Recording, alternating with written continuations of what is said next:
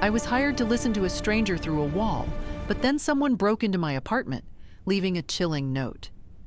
"I know you're listening." So is he. The silence in my apartment had a weight to it. It wasn't just the absence of sound. It was a physical presence, a heavy blanket that smothered everything. It pressed down on my chest, settled in the dust on my bookshelves, and seeped into the cold leftovers in my fridge. For 22 hours a day, the only sounds were the hum of my computer, the distant wail of a siren, and the frantic, shallow rhythm of my own breathing when the anxiety spiked. I was a ghost haunting the rooms of my own life, and the loneliness was a slow-acting poison, dulling my senses and eroding my will to exist.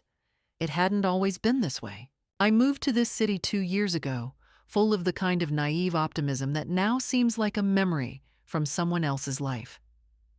I had a decent job lined up, a couple of long-distance friends I promised to visit, and a vague notion of, quote, one. But the job was a revolving door of stress and corporate politics, and I was spat out after 8 months. My savings dwindled.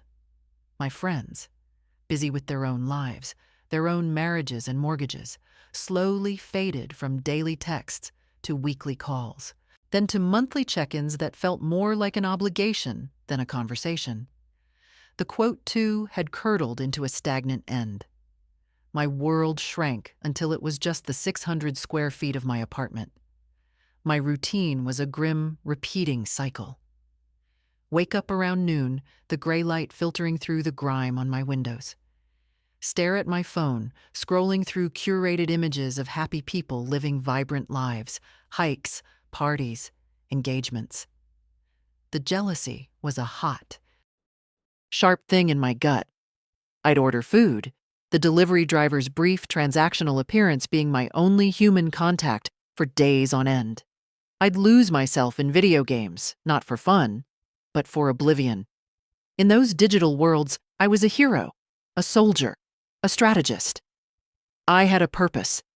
Then I'd log off, and the crushing weight of my own uselessness would slam back into me. The silence would return, louder than ever. I knew I was in trouble. I knew this wasn't living. It was waiting. Waiting for what? I didn't know. For something to change, for a miracle, for the end. My own reflection was becoming a stranger. Pale skin, dark circles under my eyes, a perpetual slump in my shoulders. I looked defeated because I was. I had surrendered to the void. The thought of picking up the phone to call my family filled me with a paralyzing shame. What would I even say? "Hi, Mom. Yes, everything's great. I spent the last 72 hours in my pajamas.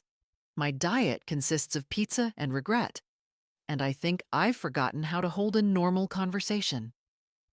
The breaking point wasn't a dramatic explosion. It was a quiet, soul-crushing moment. It was a Tuesday afternoon. I was standing by my window, staring down at the street. A group of people, probably my age, were gathered on the corner, laughing. One of them threw his head back, a loud, uninhibited roar of pure joy. The sound barely reached me through the double-paned glass, but I felt it like a physical blow. It was so alien. Joy.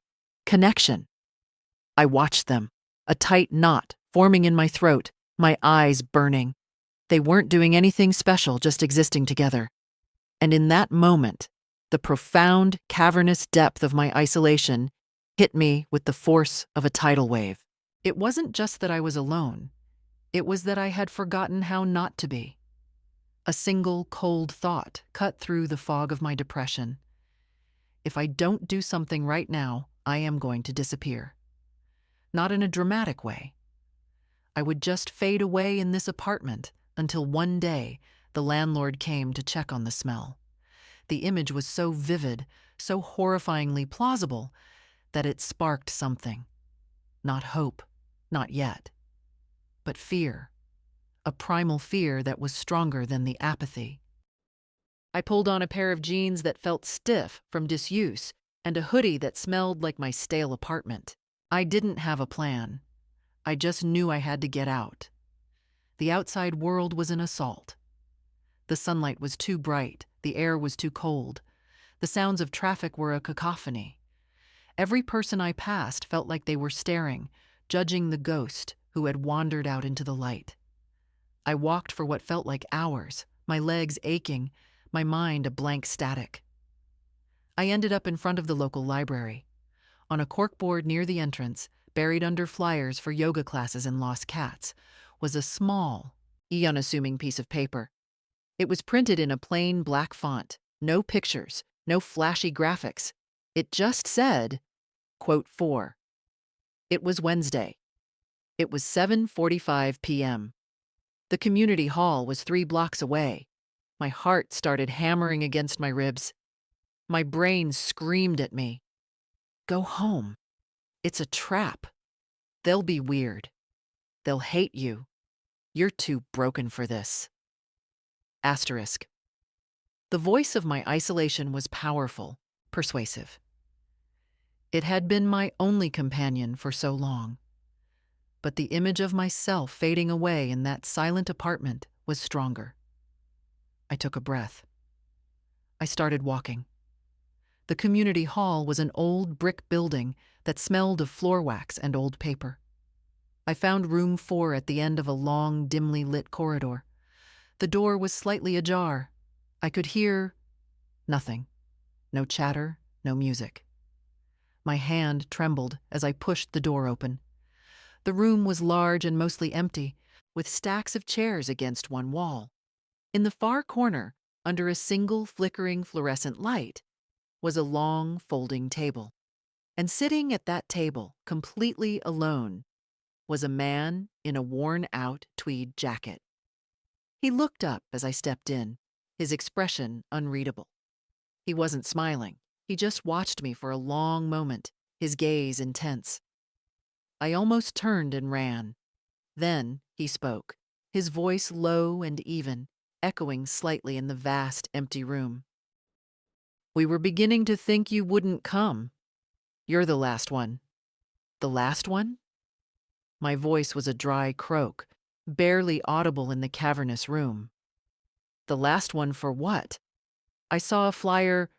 I thought this was a group.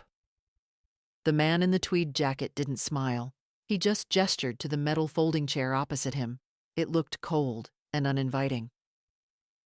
Quote, _8. His tone was polite, but held an undeniable command. My legs, seemingly of their own volition, carried me forward. The squeak of the chair legs against the linoleum floor was painfully loud. I sat, placing my hands on my knees to stop them from shaking. Quote 9, he said, folding his hands on the table. They were old hands, veined and steady. Quote 10.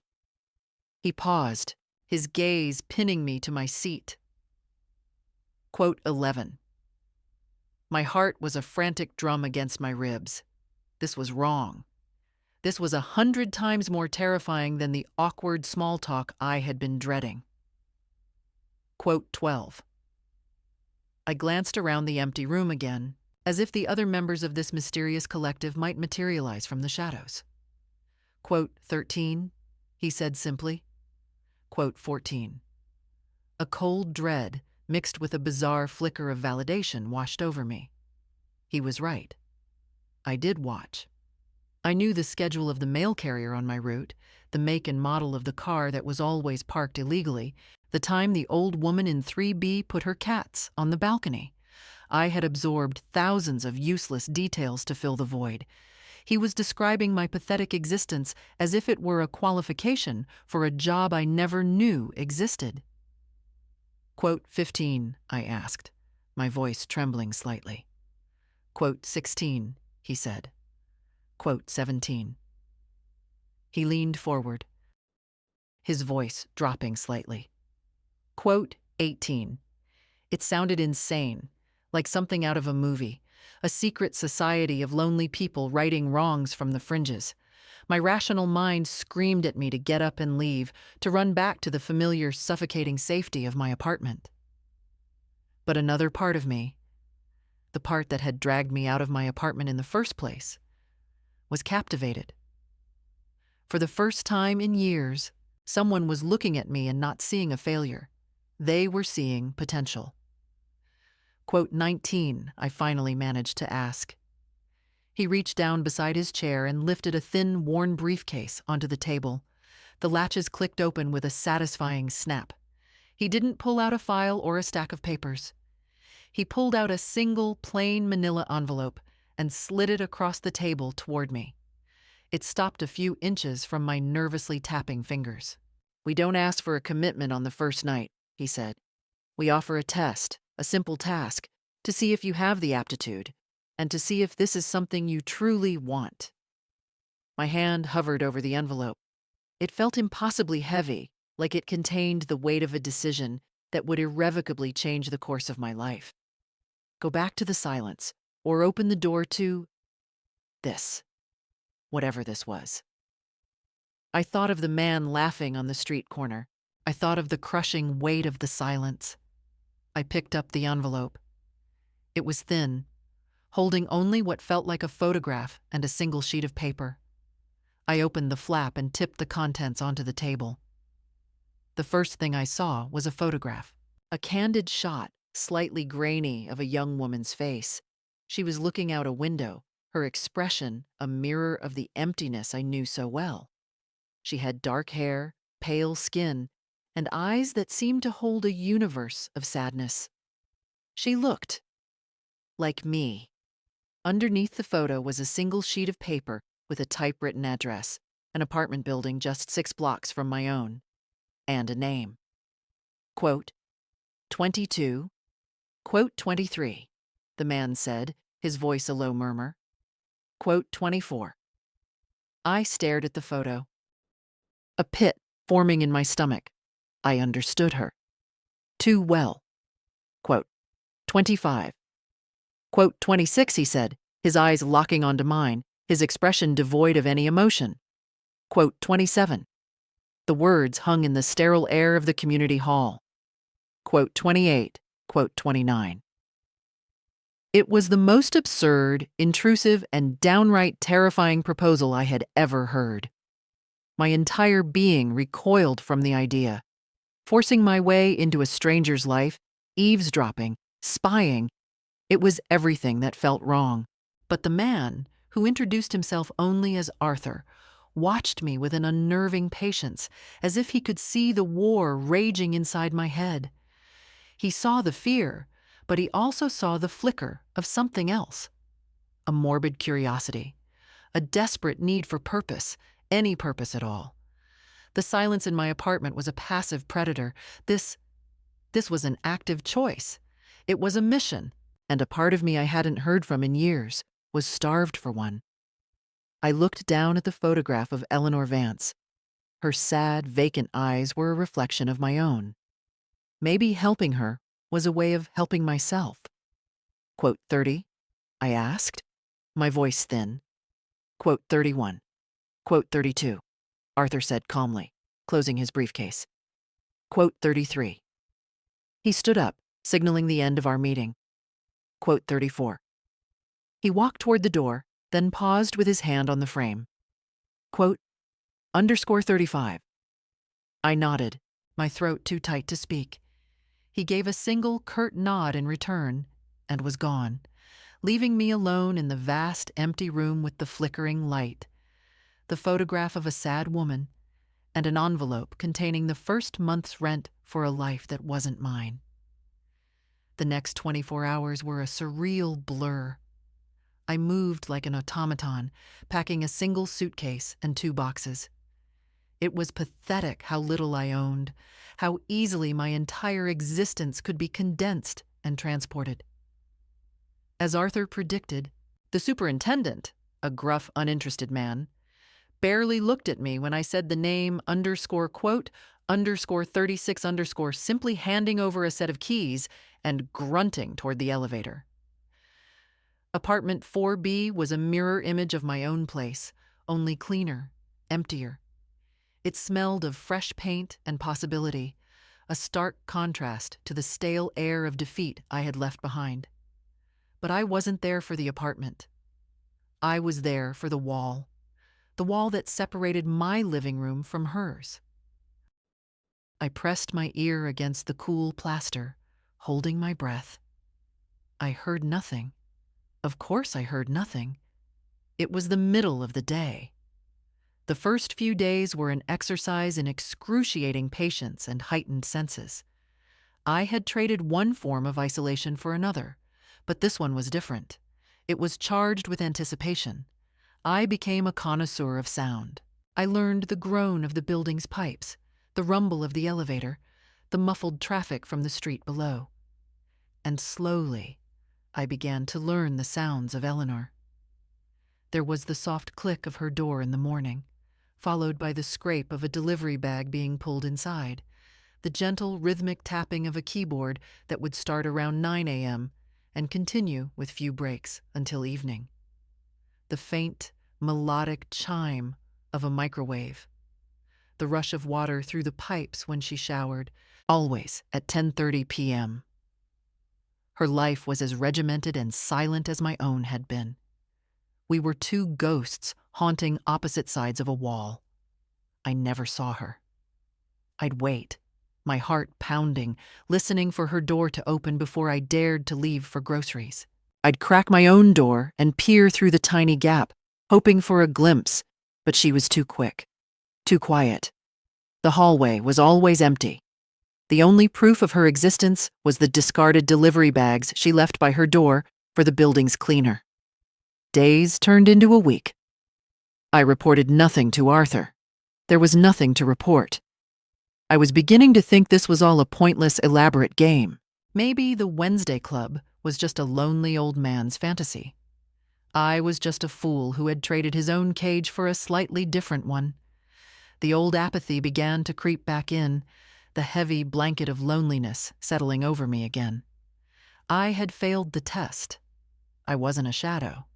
I was just a lonely guy in an empty apartment, listening to another lonely person through a wall.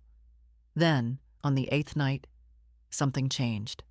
It was late, almost 2 a.m. I was lying on the floor with my ear pressed to the wall, a habit I had developed. The apartment had been silent for hours. Suddenly, I heard it. A sound I hadn't heard before. A soft, rhythmic thumping. Thump, thump, thump. It wasn't loud, but it was insistent. It was coming from her living room, from the other side of the wall, right where my head was resting. I strained to identify it. It sounded like someone was hitting something. A pillow? A cushion? Then came the voice. It was the first time I had ever heard her speak, and it sent a chill down my spine. It was a choked, desperate whisper, a single word repeated over and over in time with the thumping. Please, please, please. The thumping got faster, more frantic. It was no longer a soft sound. It was the distinct, solid sound of a fist hitting plasterboard. Thump, thump, thump. And her voice rose with it, no longer a whisper but a raw, ragged sob. Please, just let me go, please, let me go. My blood ran cold. My mind raced. Who was she talking to? There was no one else there. I would have heard them. I had been listening for a week. There were no other voices, no other footsteps. She was completely, utterly alone. The thumping stopped abruptly. The silence that followed was more terrifying than the noise. I held my breath, my ear glued to the wall, my heart hammering in my chest. And then I heard a new sound, a sound that made every muscle in my body go rigid with fear. It was the slow, methodical, metallic click, click, click of a deadbolt being locked from the inside. But it wasn't coming from her front door. It was coming from my own. Panic, cold and absolute, seized me. The sound was unmistakable. Click, click, click. Someone was in my apartment. Someone had locked the deadbolt from the inside while I was lying on the floor, distracted by the terrifying drama unfolding through the wall. My mind refused to process it. How? I had been here the whole time. The door had been locked. It was impossible. Yet the sound was undeniable proof. My first instinct was to scramble to my feet, to yell, to confront whoever was in my home. But Arthur's words echoed in my head. A shadow. A presence, felt but not seen. Yelling would bring attention. It would expose me. Not just to the intruder, but to Eleanor. I would fail the test. I was trapped between an unknown threat in my own apartment and an unfolding crisis in the next. I flattened myself against the floor, trying to make myself as small as possible, my breath coming in short, silent gasps. My eyes darted around the dark, empty room. The living area was Spartan, a sleeping bag and pillow in one corner, my 2 moving boxes in the other. A single floor lamp cast long, menacing shadows that seemed to dance and twist. Was someone standing in one of them? I listened, straining to hear anything over the frantic drumming of my own heart. The silence from Eleanor's apartment was absolute now. Had she stopped because she heard the deadbolt too? Or was her crisis over? The silence in my own apartment was different. It was the tense, charged silence of a space that is no longer empty. I could feel it. A change in the air pressure, a subtle shift in the atmosphere. The ghost was no longer alone. Slowly, inch by agonizing inch, I began to crawl away from the shared wall, moving backward toward my small, empty kitchen. My bare hands were cold against the cheap laminate flooring. Every tiny creak of the floorboards under my weight sounded like a gunshot in the stillness. The kitchen offered a sliver of cover, a small island counter I could hide behind. As I rounded the corner of the counter, my eyes scanned the front door. The deadbolt knob was turned horizontally. It was locked. I was locked in. Who could it be? Arthur? Was this part of the test? A way to see how I'd react under pressure? The thought was both terrifying and absurd. What kind of test involved a home invasion? Or was it someone else entirely? Someone connected to Eleanor? Someone who knew I was listening? My mind was a maelstrom of fear and paranoia. I crouched behind the counter, my back pressed against the cheap cabinetry, my legs trembling uncontrollably. I needed a weapon. My eyes scanned the bare countertops. Nothing. I'd been eating takeout. The only thing in the kitchen was a single coffee mug and a cheap kettle. Useless. Then I remembered the boxes. In my second box, under a pile of clothes, was my old laptop. It was heavy. It was something. I had to get to it. It was a 15-foot crawl across the open floor of the living room. It felt like a mile. I took a deep, shuddering breath and pushed off from the counter, staying as low to the ground as I could. The floor creaked again. I froze, listening. Nothing. I kept moving, my senses on fire. The air felt thick, heavy with unspoken threat. I reached the boxes and fumbled with the cardboard flaps of the second one, my fingers clumsy with adrenaline. I pulled out a t-shirt, a pair of jeans, and then my hands closed around the cold, metal case of the laptop. Clutching it like a shield, I backed away, crab-walking toward the sleeping bag in the far corner, the deepest part of the shadow cast by the floor lamp. I settled into the corner, pulling my knees to my chest, trying to control my breathing. I sat there for what felt like an eternity. 10 minutes. 30. An hour. The silence stretched, tightening my nerves like a wire. Was I imagining it? Had I heard the lock wrong? Had my fear-addled brain invented an intruder? The doubt was almost as maddening as the certainty. I had to know. Slowly, I raised my head, peering over the top of my knees. I looked toward the front door. The deadbolt was still locked. And then I saw it. It was so small, so innocuous, that I hadn't noticed it before. On the floor, just inside the door, was a small white envelope. It hadn't been there when I'd arrived. It was placed neatly, almost deliberately, in the center of the welcome mat. Someone had to have slid it under the door. But who would slide an envelope under the door and then lock it from the inside? It made no sense. Unless they hadn't locked it from the inside. Unless they were still here. A new wave of terror washed over me. I stayed frozen in my corner, my gaze fixed on the envelope. It was a beacon in the dark, a message from the person who was sharing this silent, terrifying space with me. The desire to know what was inside it was overwhelming, a primal urge that battled with my instinct for self-preservation. After what felt like another lifetime, I decided I couldn't just sit there, paralyzed by fear. I had to do something. Cradling the laptop in one arm, I began to crawl again, this time toward the door. Each foot felt like a monumental journey. The silence was absolute. No creaks, no breathing, nothing. Just the frantic beat of my own blood in my ears. I reached the door and stared at the envelope. My hand trembled as I reached for it. My fingers brushed against the paper. It was crisp and cool. I snatched it up and scurried back to the relative safety of my corner. My hands were shaking so badly I could barely open the unsealed flap. Inside was a single folded piece of paper. I unfolded it. There was a short, typewritten message. Just a few lines. As I read the words, the blood drained from my face. The fear I had felt before was nothing compared to the icy dread that now flooded my entire body. The message wasn't from Arthur. It wasn't a test.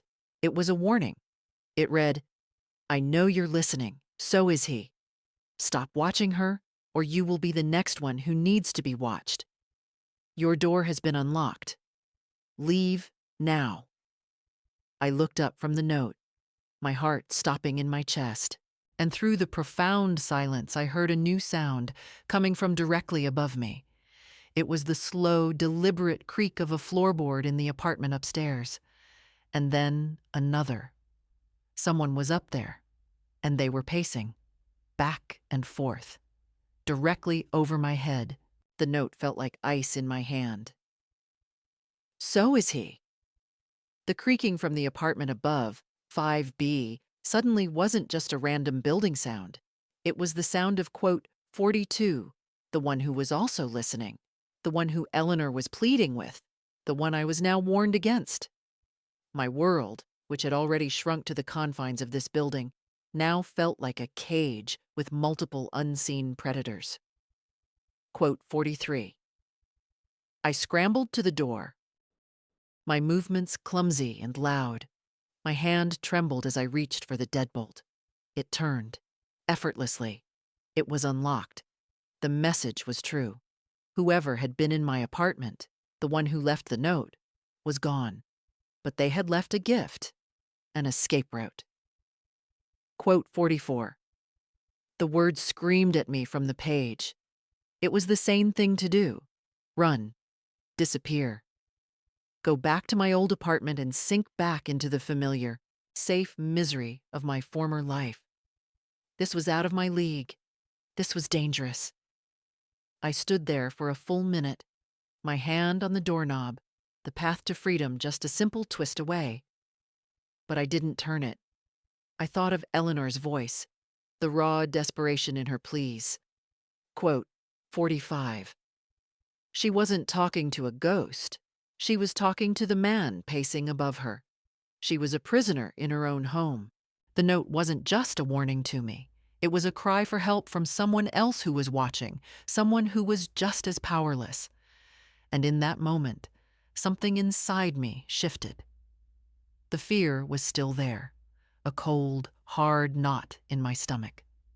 but it was joined by something else, a flicker of defiance, a sense of responsibility.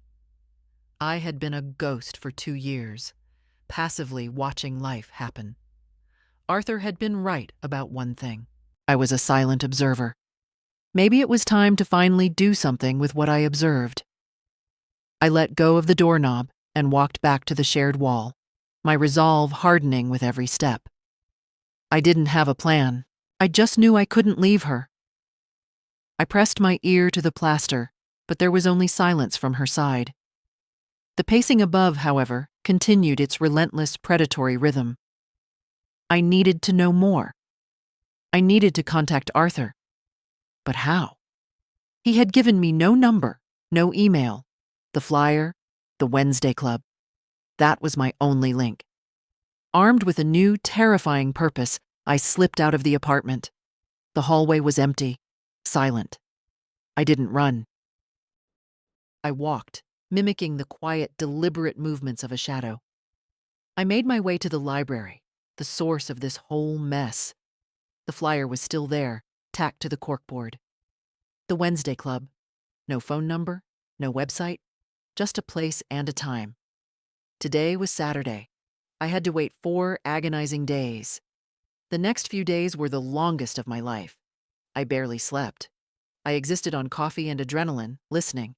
The routine was the same. Eleanor's quiet, regimented day. The man in 5B's ominous pacing at night. But now I knew. Now the silence wasn't empty.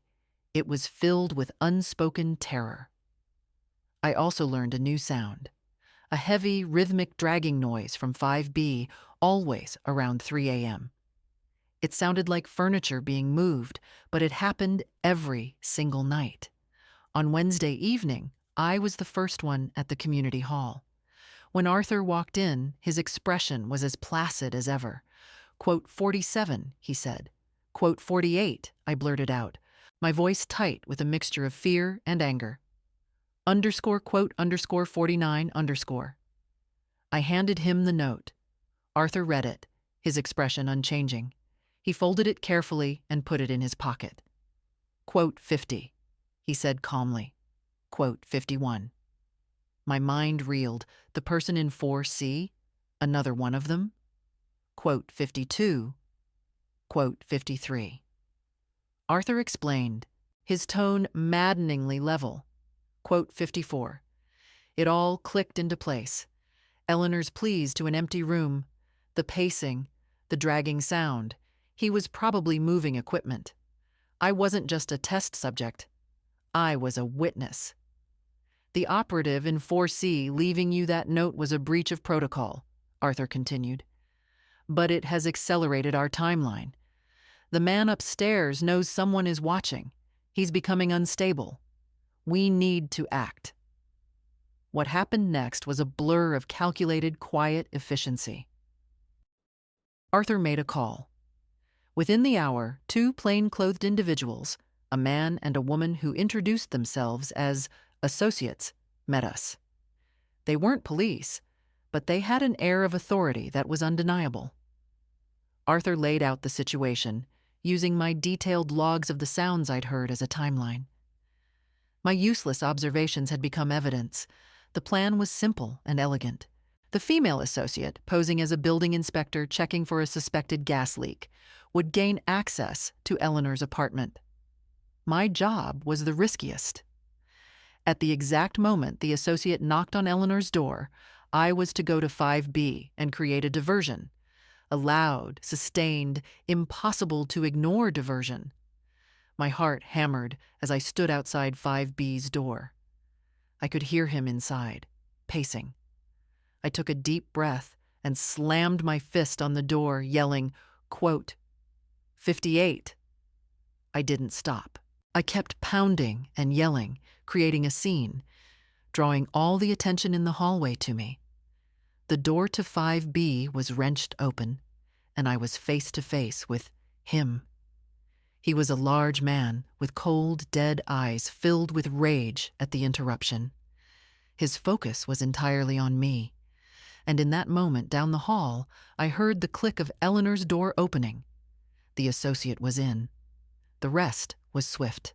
The man from 5B was detained by Arthur's male associate, who appeared as if from nowhere. Once inside Eleanor's apartment, the evidence of his surveillance and control was overwhelming. Microphones in the walls, cameras in the smoke detectors. My testimony of what I'd heard corroborated everything. For the first time, Eleanor had a voice, and it was backed up by undeniable proof. I saw her a week later. I was sitting on a park bench when she approached me. Arthur had told her a sanitized version of my role. She looked different than in the photo. The sadness in her eyes was still there, but it was edged with a newfound strength.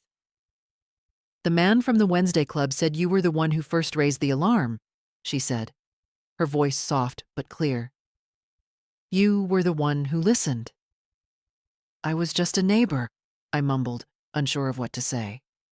"No," she said, and for the first time, she smiled. "It was a small, fragile thing, but it was real. You were more than that. You were the person who heard me when I was silent. Thank you." She walked away, and I sat there, watching her go. The loneliness that had defined my life for so long was still a part of me, but it felt different. It was no longer a heavy blanket suffocating me. It was just quiet. A quiet that I had learned to use. A quiet that had saved someone. I went back to my new apartment that evening. For the first time in years, the silence didn't feel like a weight. It felt like peace.